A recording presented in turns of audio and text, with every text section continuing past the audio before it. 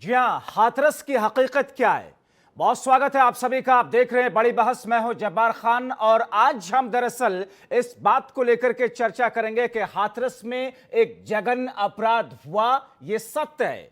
बलात्कार हुआ नहीं हुआ, जांच की रिपोर्ट, उन पर तमाम चीजें आधारित है, मगर एक नया मोड़ सामने आया। और नया मोड़ यह कि जब हाथरस के उस दलित और गरीब परिवार के साथ में यह बड़ा जघन्य अपराध होता है, बहुत सारे लोग, बहुत सारे संगठन इस पूरे मामले को कैश करने की कोशिश करते हैं। जैसा कि इस पूरे मामले में इन्फोर्समेंट डायरेक्टरेट से लेकर के दूसरी तमाम एजेंसियां जांच पड़ताल तो कर ही रही हैं, मगर एक जो नया और चौंकाने वाला खुलासा सामने आया वो सबको हैरान कर रहा है। हाथरस कांड के बाद में उस परिवार में कुछ महिलाएं खुद को रिश्तेदार बता करके वहां पर पहुंचती हैं, भीड़ का फायदा उठाती हैं और उसके बाद में मीडिया में क्या बोलना है, कब क्या कहना है, किससे कितनी बात करनी है, किन किन चीजों को उठाना है, किन किन की चीजों पर खामोश रहना है, यह सब कुछ सुनियोजित तरीके से हो रहा था। बातें ऐसी ही सामने आ रही थी। यानी कि उस वक्त से लेकर के आज तक हाथरस के पीड़ित परिवार ने जो कुछ कहा वो सब कुछ उनको बताया गया, उनको समझाया गया, उनको फीड किया गया। और इसमें एक महिला जिसका नाम डॉक्टर राजकुमारी सामने आ रहा है, पुलिस की जांच में या पुलिस के हवाले से जो खबर सामने आ रही है, वो इस परिवार को समझा करके, बहला फुसला करके, बहका करके अपने हिसाब से मीडिया में बयान दिलवा रही थी। और अगर ऐसा है तो ये कितना खतरनाक है, कौन है वो लोग जिसके पीछे हैं, हम इन्हीं तमाम चीजों पर चर्चा करेंगे। हमारे साथ में कई सारे खास मेहमान इस वक्त जुड़ चुके हैं, मगर उससे पहले R9 टीवी के कुछ सवाल हैं जो जनता की तरफ से सामने आ रहे हैं। हम उन सवालों को आपके सामने रखते हैं। हमारे साथ में ये सारे खास मेहमान, जिसमें कि भारतीय जनता पार्टी के नेता और प्रवक्ता संजीव मिश्रा जी हमारे साथ में जुड़े हुए हैं। स्वागत है सर आपका। समाजवादी पार्टी के नेता और प्रवक्ता कपिल श्रीवास्तव जी हैं और कांग्रेस पार्टी के नेता और प्रवक्ता चंद्रमोहन शर्मा जी हैं। हमारे साथ स्टूडियो में डॉक्टर प्रेम कुमार जी, वरिष्ठ पत्रकार के तौर पर, जिन्हें आप अक्सर टीवी डिबेट में देखते रहते हैं। मैं शुरुआत आपसे ही करूंगा। संजीव मिश्रा जी, एक एक करके नई नई चीजें, नई नई परतें खुल रही हैं और अब जिस महिला का नाम सामने आया, डॉक्टर राजकुमारी, जबलपुर में एक कॉलेज में प्रोफेसर है, ये क्या कुछ हो रहा है, किस तरीके से ये सारी चीजें हुई, क्या ये सब सुनियोजित था? ये कहा गया कि साहब जो बयान दिलवाने थे मीडिया के अंदर उस महिला ने बताए, क्या कुछ कहना है, क्या नहीं कहना है, किस पर खामोश रहना है, वो सब कुछ फीड किया जा रहा था। देखिए जब्बार भाई, हाथरस वाले पूरे इशू पे जिस तरीके की जानकारियां आ रही हैं वो निश्चित रूप से बड़ी चौंकाने वाली जानकारियां हैं। किस तरीके से PFI के लोग उसमें सम्मिलित थे, किस तरीके से ISO इस्लामिक स्टूडेंट ऑर्गेनाइजेशन के लोग उसमें शामिल थे, और अब जिस तरीके से नक्सली लोग भी शामिल थे वो भी आ रहा है। तो कहने का मतलब बहुत साफ है, उत्तर प्रदेश की सरकार बहुत कड़ाई से, हर बारीकी से हर चीज को का अवलोकन कर रही है और निश्चित रूप से ये कोई बचने वाले नहीं है। नहीं तो अगर इसमें उस पीड़ित परिवार से संवेदना रखते हुए उसको अगर बताया जाता है कि देखिए इस तरीके से आपको बोलना है, ये चीजें नहीं बोलनी है, एक तरीके से उनकी मदद कोई वकील के तौर पर ही करता है, तो इसमें किस तौर पर बुराई देखते हैं आप? नहीं देखिए, मिसगाइड किया गया है ना। एक्चुअली में विपक्ष की जो भूमिका है वो भी सामने साफ दिखाई दे रही है। कांग्रेस के युवराज दो बार वहां आते हैं और किस तरीके से उसके बाद किसको मैनेज कर रहे हैं, तो स्थिति बहुत साफ है। कपिल श्रीवास्तव जी, विपक्षी लोगों का, विपक्षियों का चेहरा उजागर हो गया है। कपिल श्रीवास्तव जी, उत्तर प्रदेश में मैं कपिल श्रीवास्तव जी आपकी तरफ आऊंगा, मगर उससे पहले चंद्रमोहन शर्मा जी, चूंकि नाम कांग्रेस पार्टी का नाम राहुल गांधी का लिया गया कि ये सारे के सारे लोग इस साजिश में शामिल थे। चंद्रमोहन शर्मा जी, एक एक करके नई परतें सामने आ रही हैं, PFI से लेकर के, फंडिंग से लेकर के तमाम चीजें इन्हीं एजेंसीज के हवाले से खबर आ रही है, सरकार के हवाले से खबर आ रही है। ये जो नई परत है कि फर्जी तरीके से फर्जी रिश्तेदार बता करके उस घर में एक महिला घुसती है, कई दिनों तक रहती है, उनको बताती है कि साहब ये बोलना है, सरकार को लेकर ये बोलना है, पुलिस को लेकर के ये बोलना है। सीधा सीधा आरोप आपकी पार्टी के ऊपर भी, आपकी पार्टी के बड़े नेताओं के ऊपर भी। क्या आप लोगों की ये सारी साजिश थी? बातें सुन रहा था बीजेपी प्रवक्ता की। आप देखिए, जिस बात की सच्चाई देश के सामने आनी चाहिए, उस बात की सच्चाई इनके कोसों दूर है। वो सच्चाई इस बात की है कि उस लड़की का रेप हुआ और उसका संस्कार ना होकर उसको जला दिया गया है। उस पे आज बात नहीं हो रही है। उसकी चीज को छुपाने के लिए कभी पीएफआई की बात हो जाती है, कभी ये बात हो जाती है कि वहां पर ये लोग इकट्ठे हो गए, वो लोग इकट्ठे हो गए। मगर चंद्रमोहन शर्मा जी, आप बिल्कुल सच कह रहे हैं कि लड़की के साथ बलात्कार हुआ नहीं हुआ, जो कुछ हुआ जघन्य अपराध था, मगर वो तो साइड लाइन तो नहीं हुई चीजें ना, उस पर जांच चल रही है, उस पर कार्रवाई हो रही है, लोगों की गिरफ्तारियां हो चुकी है, वो एक पहलू है। मगर इसमें जो दूसरे पहलू सामने आ रहे हैं, क्या उसको इग्नोर कर दें, क्या उसको चर्चा में ना लाएं? तो अब मुझे आप वक्तव्य पूरा कर दीजिएगा मेरा, मैं आपको जवाब दे रहा हूं। देखिए, आप जो बात कह रहे हैं बिल्कुल ठीक कह रहे हैं कि जो चीज हो रही है उसे साइडलाइन नहीं किया जा सकता, लेकिन जो वक्तव्य सामने आ रहे हो और जो साइडलाइन आप कह रहे हो कि नहीं किया जा सकता, हम भी कह रहे हैं नहीं किया जा सकता, उसकी जवाबदारी किसकी है? सरकार किसकी है? इनकी है। ये जब कभी कोई ऐसी हादसा होता है जिस हादसा के अंदर सरकार लिप्त होती है और सरकार के हाथ रंगे होते हैं, उसके अंदर कहीं ना कहीं उसी चीज के ऊपर एक नई चीज पैदा करने के बाद उसको बात तो सामने तो आ रही है ना कि ये कहा गया कि विपक्षी पार्टियों ने षड्यंत्र रचा और उसमें षड्यंत्र ये भी था कि एक महिला को वहां पर भेजा गया, डॉक्टर राजकुमारी को वहां पर भेजा गया। सामने अगर कोई सामने आ रही है तो फिर इनको लाने में देरी किस बात की है? फिर लाना चाहिए स्पष्ट। और जिसके सूबे के सामने लाके फिर रोज इतनी ऊंची आवाज में बात करने की जरूरत क्या है? कराने वाली स्थितियां थी। अब आप क्या कहने चाह रहे हैं? फिर आप कार्रवाई क्यों नहीं करते? पार्षद के बारे में भी कहिए, जो पार्षद गिरफ्तार हो चुका है। बातों से खेल क्यों खेलते हैं? बातें तो आप करते आ रहे हैं, आप कुछ करके दिखाइए। अगर जिस गिरफ्तारी की बात कर रहे हैं संजीव मिश्रा, आप उससे भी आंखें नहीं मूंद सकते ना। अब उसमें कितना सत्य है कितना नहीं, आप साबित करिएगा, आपकी पार्टी या वो साबित करेंगे। मगर कपिल श्रीवास्तव करेंगे ही नहीं, ठीक है, ठीक है कपिल श्रीवास्तव जी, ये जो एक एक करके जो नई पड़ते आ रही है वो तो बहुत खतरनाक है। कोई भी घटना कहीं भी किसी स्टेट में, मुझे मतलब नहीं कि जहां पर बीजेपी की सरकार है, जहां पर कांग्रेस की या टीएमसी के किसी दूसरी पार्टी की सरकार है, सवाल यह कि ऐसी घटनाओं को लेकर के और उस पर तड़का जब लग जाता है, जब वो परिवार गरीब हो और वो परिवार दलित समुदाय से आता हो, तो फिर क्या ऐसी ही साजिशें होती रहेंगी? डॉक्टर राजकुमारी नाम बताया जा रहा है उस महिला का, किसने भेजा उसको? आप लोगों के ऊपर आरोप लग रहे। जुबान भाई, योगी सरकार का यही तो फसाना है कि अभियुक्त को बचाना और पीड़ित को फंसाना है, यही इनका अफसाना है। अरे अभियुक्तों पे करम और पीड़ित पे सितम, ऐ जाने वफा ये जुल्म है। मैं इसलिए यह बात कह रहा हूं कि जिस चीज का कोई और शोर नहीं है, वही एक रोज नए तथ्यात्मक बिना किसी तथ्य के जो है एक कहानी प्रकाश में आ जाती है और हम लोग उस पर बैठ के चर्चा करते हैं। जिसकी लीगलिटीज अगर चेक की जाए तो लीगल विधिक रूप से उसका कोई भार ही नहीं है इस मुकदमे से। अब रह गई बात इस चीज की विपक्षी दलों ने कौन से डॉक्टर राजकुमारी को किस विपक्षी दल ने भेजा, कपिल श्रीवास्तव जी, ठीक है, तीन पहलू हैं कि उसके साथ में बलात्कार हुआ, उसको मार दिया गया, हड्डियां तोड़ी गई, उस पर जांच हो, पुलिस प्रशासन ने लापरवाही कहां बरती उस पर जांच हो, और इस पूरे मामले में, इस पूरे प्रकरण के बाद में लोगों ने साजिश रची कि कैसे कैसे किसी सरकार को बदनाम किया जाए, या फिर इस पूरे प्रकरण पर कैसे अपने वोट की फसल काटी जाए। ये एक तीसरा पहलू तो उसका है ना। अब उसमें बात सत्य कितनी है, गलत कितनी, वो एक अलग पहलू है, लेकिन चर्चा का विषय तो बनेगा ना कपिल श्रीवास्तव जी। नहीं, चर्चा का विषय आप बनाते रहें, क्योंकि ये पहली सरकार नहीं है जिसपे इस तरीके की बात हो रही।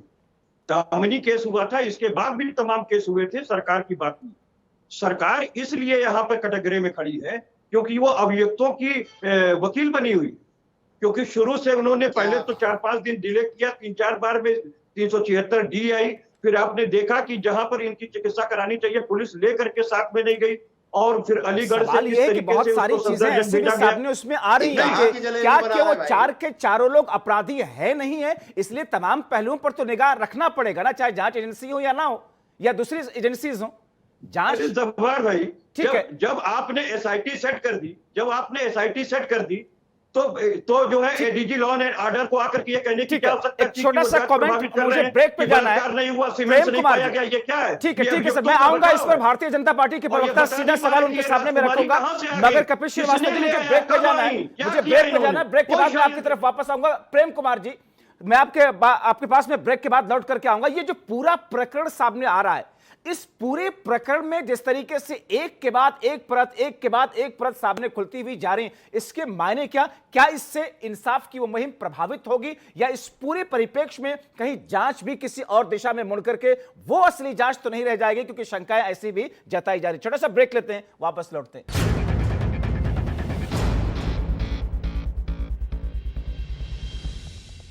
तो हाथरस का पूरा सच, हाथरस की पूरी हकीकत सामने लाने के लिए जहां पर अलग अलग एजेंसीज इस वक्त अपना अपना काम कर रही हैं, मगर जिस तरीके से एक के बाद एक नई परतें सामने आ रही हैं, आज हम उस नई परत को लेकर के उसको समझने की कोशिश कर रहे हैं। कई सारे खास मेहमान हमारे साथ में बने हुए। ब्रेक पे जाने से पहले मैं समझने की कोशिश कर रहा था प्रेम कुमार जी आपसे कि ये पूरा जो प्रकरण सामने आया, 3 पहलू उसके, बलात्कार हुआ, पीड़िता की हत्या की गई, उसके बाद में प्रशासन और पुलिस के ऊपर में सवाल खड़े हुए, दोनों पहलुओं पर जांच हो रही है। मगर क्या इस पूरी घटना को राजनीतिक पार्टियां, इस पूरी घटना को विरोधी दल अपने हिसाब से मोल्ड करने की कोशिश कर रहे हैं? इसमें अपना सियासी वोट, उसकी फसल काटने की भी कोशिश है? क्योंकि अगर ऐसा नहीं है तो फिर डॉक्टर राजकुमारी वहां पर क्या कर रही थी?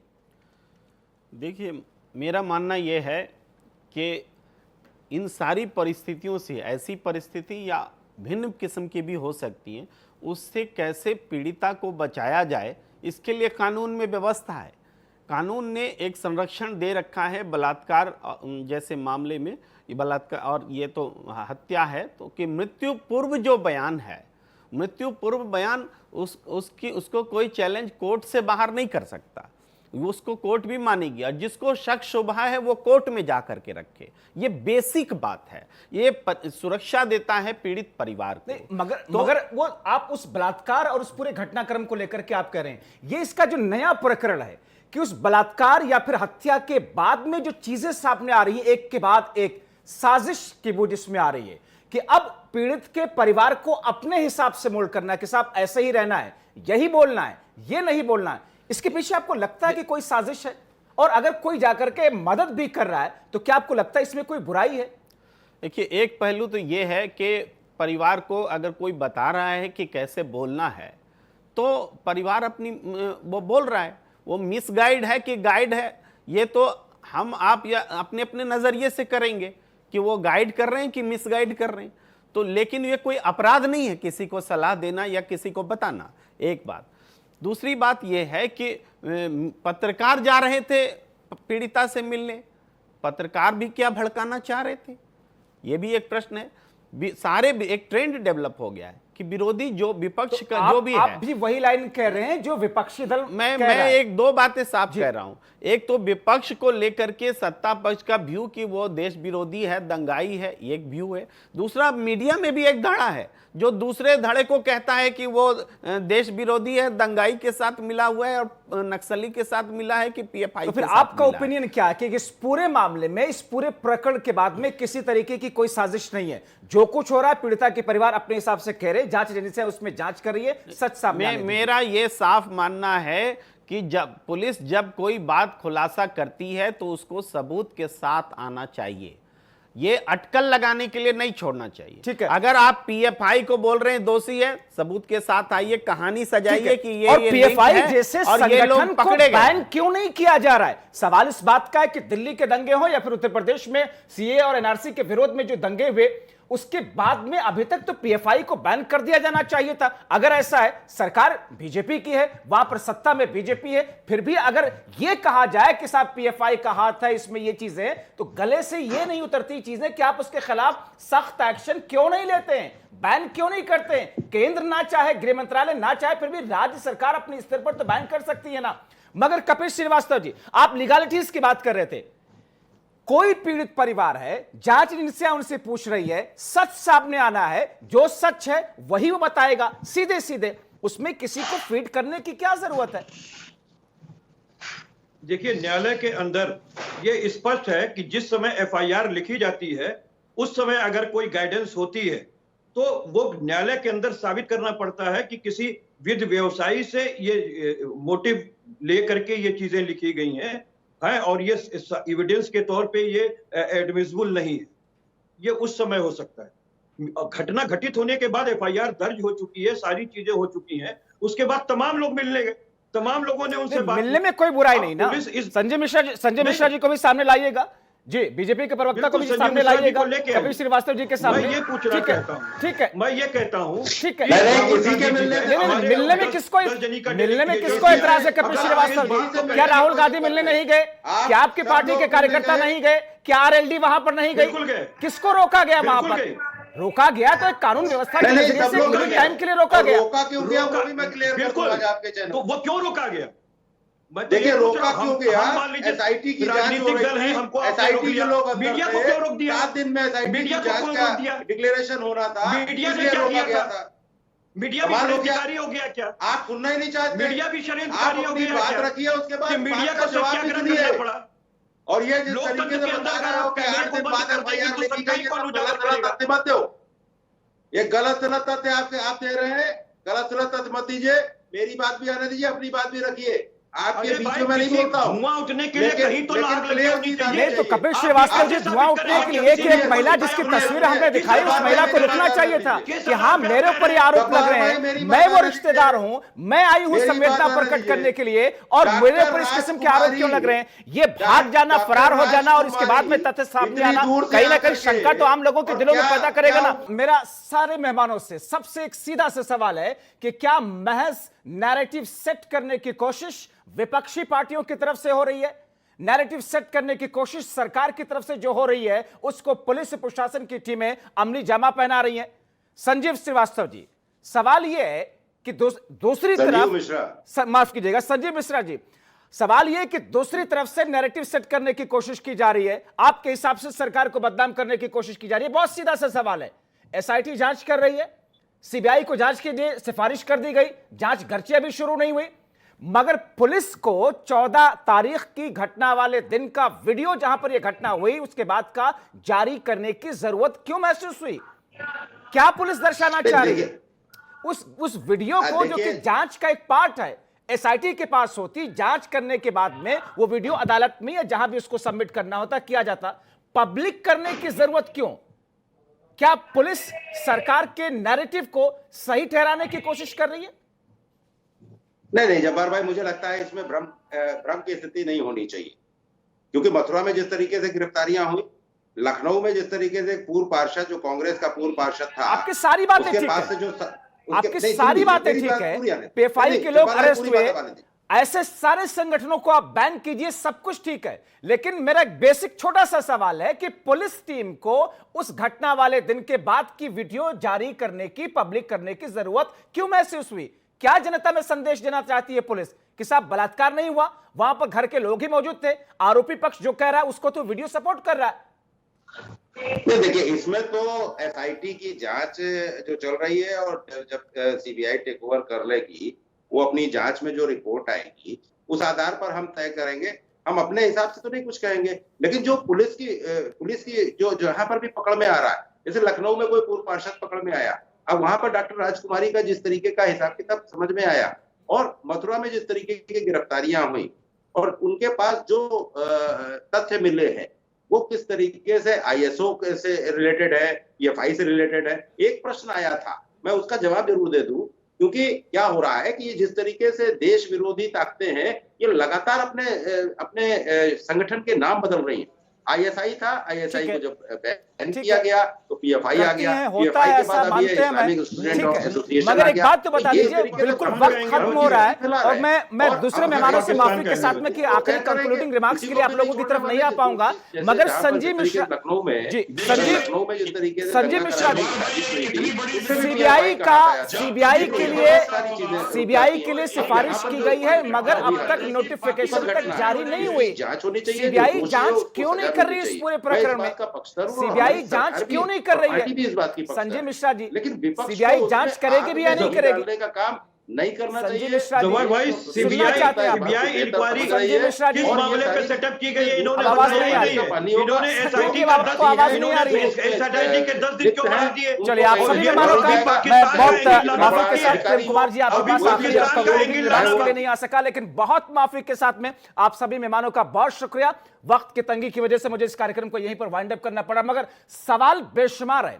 जितने सवाल उतने तर्क, और उतने तर्कों के बीच में दो तरह का नैरेटिव सेट किया जा रहा है। एक वो नैरेटिव है जो सत्ता पक्ष को सूट करता है, दूसरा वो नैरेटिव है जो विपक्षी दलों को सूट करता है। मगर इन तमाम चीजों के बीच में क्या उस पीड़िता के परिवार को इंसाफ मिल सकेगा, पूरा जस्टिस होगा? इंतजार करना होगा। अभी के लिए इतना ही।